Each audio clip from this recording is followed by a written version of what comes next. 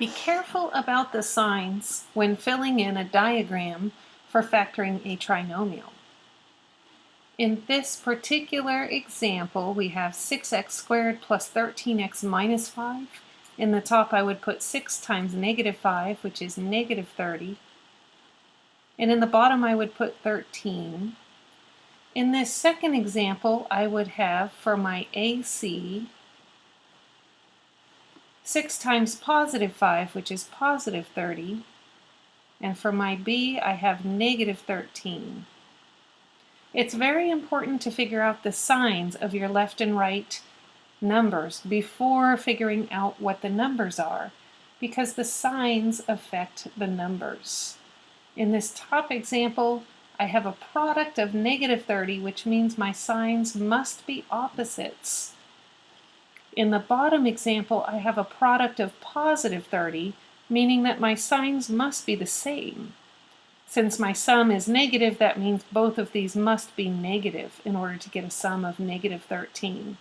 I recommend pausing this video and trying to fill in these numbers before we continue so that you can test yourself and make sure that you were being careful enough with your signs.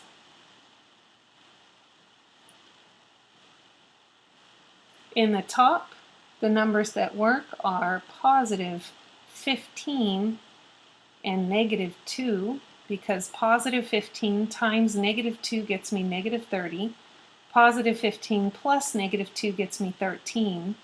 In the bottom example, the numbers that work are negative 10 and negative 3, because the product is going to be positive 30 and the sum is going to be negative 13. The danger with these is that what often happens is people don't think signs first, numbers second. People often think numbers first, and the 10 and 30 is the factor pair that people recognize more quickly than the 15 and the 2. So it's very common for people to try to force 10 and 3 to work in this top diagram, and there's no way to get the signs on 10 and 3 correct for the whole diagram. If we make a sign error somewhere, it might have huge effects later on. It means that your factoring by grouping should not work if you didn't get these numbers exactly right. However, now that these are filled in, we can go ahead and do both of these factorizations. We'll go through them fairly quickly. Once we have the correct numbers in the diagram, there's nothing especially tricky about this factoring problem.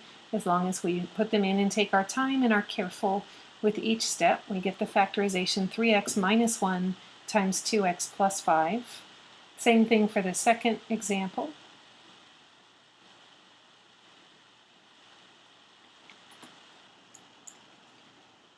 With the second one, as long as we're careful about our steps, we end up with the factorization 2x minus 1 times 3x minus 5. One thing that we haven't done yet on any of these examples is check our answer. It's very important to get in the habit of checking your factorizations. And of course, we can always check by multiplying. So in these cases, we would want to check using FOIL. The vast majority of mistakes that we make are mistakes that would be caught if we just honestly multiply our factors back out and verify that we get back the polynomial we started with. Another thing that's nice about checking our answers on these trinomials is that after we've done FOIL, but before we have combined the outer and inner terms, we can see that we have a 4-term polynomial at this stage right here that's exactly the same as the 4-term polynomial that we had at this stage here, where we had just broken apart the middle term using the numbers from the diagram. So it can help us to understand why we follow the factoring process that we follow if we think of it as a way of undoing the FOIL process. When we FOIL two binomials, we generally go to 4 terms, and then maybe the outer and inner will combine to give us 3 terms. So when we back this process up, the first step is to go back to 4 terms by separating back out that outer and inner term and then undoing the FOIL process.